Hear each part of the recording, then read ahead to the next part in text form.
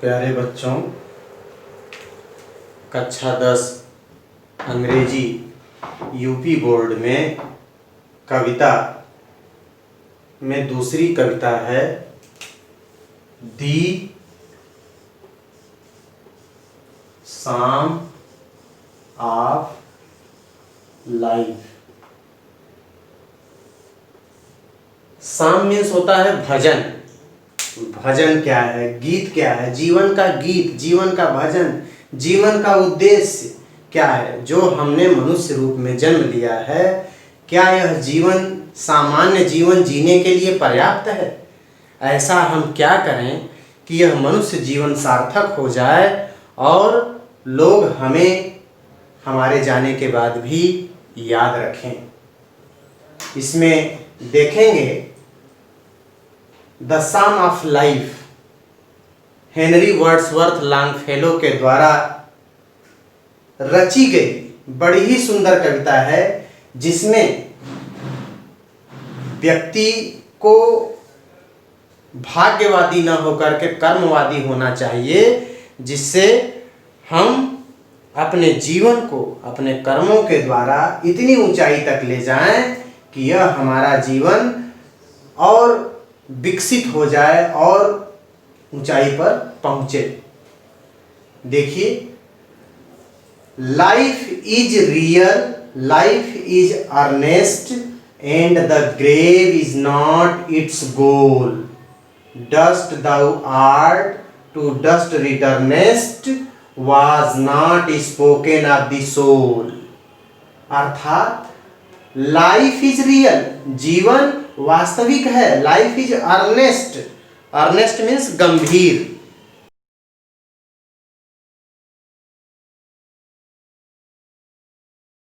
जीवन गंभीर है।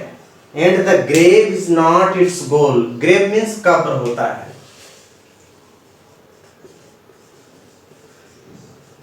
लेकिन यहाँ पे संदर्भ है मृत्यु से, अर्थात जो यह जीवन मिला है वास्तविक है, गंभीर है और इसका लक्ष्य मृत्यु नहीं हो सकता। Dust thou art to dust returnest, अर्थात यह शरीर मिट्टी से बना है और अंत में इस जीवन के समाप्ति के बाद मिट्टी में ही मिल जाएगा। Was not spoken of the soul, ऐसा आत्मा के लिए नहीं कहा गया। कवि का आशय है ये है कि जीवन वास्तविक है, सच्चा है, गंभीर है और मृत्यु इसका अंतिम लक्ष्य नहीं है। लेकिन जो यह क्षिति जल पावक गगन समीरा पंच रचित यह अधम शरीरा, अर्थात यह जीवन 5 मूल तत्वों से मिलकर बना है और यह अंत समय में उसी 5 तत्वों में उसी में जाकर के मिल जाना है। लेकिन आत्मा क्या है? अजर और अमर है। आत्मा के लिए ऐसा नहीं कहा गया है।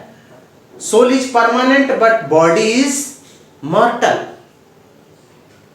एक बार फिर से देख लीजिए, जीवन वास्तविक और गंभीर है, मृत्यु इसका अंतिम लक्ष्य नहीं है। Dust thou art to dust returnest was not spoken of the soul. यह शरीर मिट्टी से बना है और अंत समय मिट्टी में ही मिल जाएगा, किंतु आत्मा के लिए ऐसा नहीं कहा गया है। अगला स्टैंजा है, not enjoyment and not sorrow is our destined and our way, but to act that is tomorrow find us farther than today.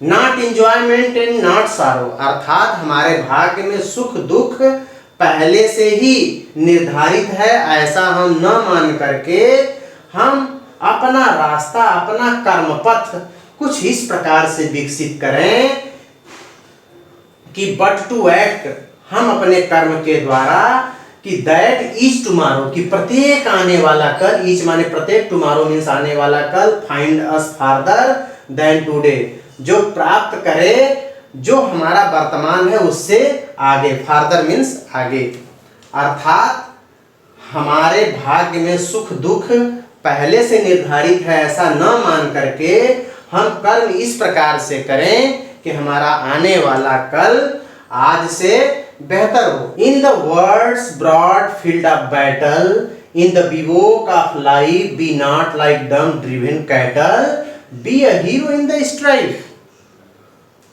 कितनी सुंदर बात कही गई है कि यह जो संसार है यह एक बहुत बड़े युद्ध के मैदान के रूप में है। In the words broad field of battle.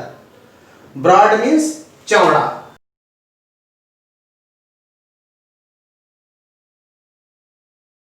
Broad means चौड़ा, फील्ड माने मैदान, बैटल माने युद्ध का। तो यह संसार बहुत बड़े युद्ध के मैदान के रूप में है। In the bivouac of life. Bivouac means होता है सैनिक छावनी। सैनिक छावनी अर्थात एक सैनिक की भांति हम अपने युद्ध को लड़ रहे हैं इस जीवन में।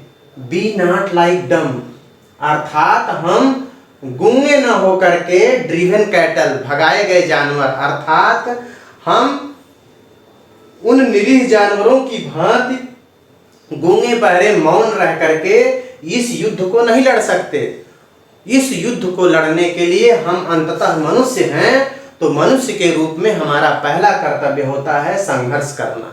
जो भी परिस्थितियां सामने हैं उनका बहादुरी से सामना करना। फॉर्चून फेवर्स द ब्रेव, कहा गया है भाग्य बहादुरों का साथ देती है, तो हम बहादुरी से उसका सामना करें। यही कहना चाह रहा है कवि।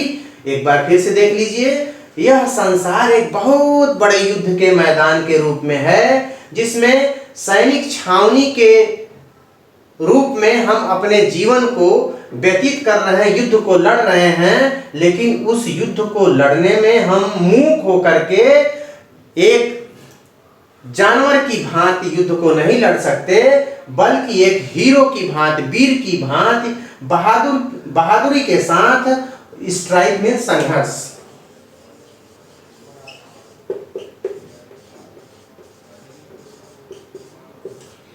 इस जीवन रूपी जीने के लिए हम संघर्ष कैसे करेंगे? बी अ हीरो, एक बहादुर की भांति, और इस प्रकार से हम अपना जीवन जी सकते हैं। तब अंतिम स्टैंजा में लॉन्गफेलो कहना चाह रहे हैं, लेट अस देन, आइए हम तब क्या करें? बी अप, उठ जाएं, खड़े हो जाएं। Let us then be up and doing with a heart for any fate, still achieving, still pursuing, learn to labor and to wait. Let us then be up and doing.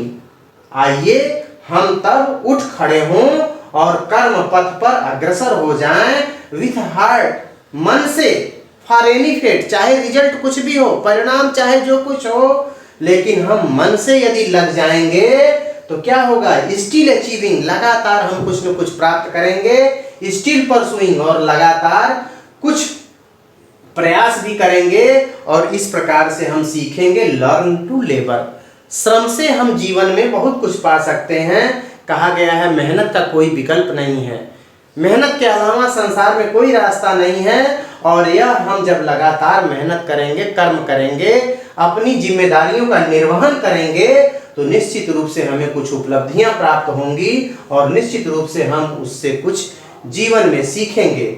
और इसका result तुरंत नहीं मिलता है, and to wait, और इंतजार करना पड़ता है। तो कवि का आशय है, भगवत गीता में जैसे कहा गया, कर्मण्येवाधिकारस्ते मा फलेषु कदाचन, अर्थात आपका अधिकार केवल कर्म करने में है। उसी प्रकार से हम हृदय से, मन से, मनसा वाचा कर्मणा, पूरे मनोयोग से यदि हम उठ खड़े हों और रिजल्ट चाहे जो भी मिले, हमें उसकी परवाह न करते हुए अपने कर्म को सही तरीके से यदि हम अंजाम देते हैं, तो निश्चित रूप से हम जीवन में कुछ उपलब्धियां प्राप्त करेंगे। और श्रम से यह सीखेंगे कि हमें जीवन में निश्चित रूप से उपलब्धियां प्राप्त होंगी और उसका फल प्राप्त करने के लिए हमें थोड़ा इंतजार करना पड़ता है।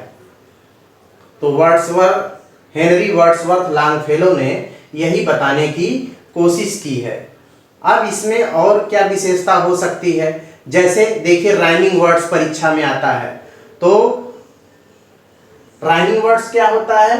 जैसे अंतिम शब्द में जो तुकबंदी होती है, बोलने में एक जैसा आवाज निकले, जैसे अर्नेस्ट, रिटर्नेस्ट, गोल, सोल। तो earnest with returnest and goal with soul. दूसरी स्टैंजा में राइमिंग वर्ड्स क्या है, अब आप देखेंगे तो sorrow with tomorrow, way and way with today. Third stanza में भी क्या कुछ ऐसा दिख रहा है आपको?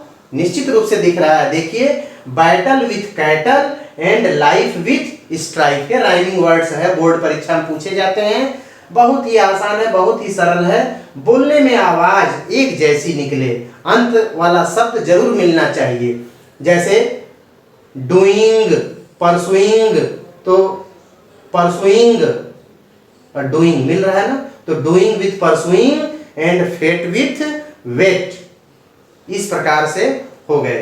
तो हमें उम्मीद है कि आपको यह कविता बहुत अच्छे से समझ में आई होगी, जो जीवन में आपको ऊपर उठने के लिए, प्रोग्रेस करने के लिए, विपरीत परिस्थितियों में भी लड़ने का, संघर्ष करने का मादा देता है। और यही आपके जीवन का गीत होना चाहिए, यही धर्म गीत होना चाहिए, यही जीवन का उद्देश्य होना चाहिए। हेनरी वर्ड्सवर्थ लॉन्गफेलो जी ने यही बताने का प्रयास किया है। आप सभी का बहुत बहुत धन्यवाद, बहुत बहुत आभार। Thank you.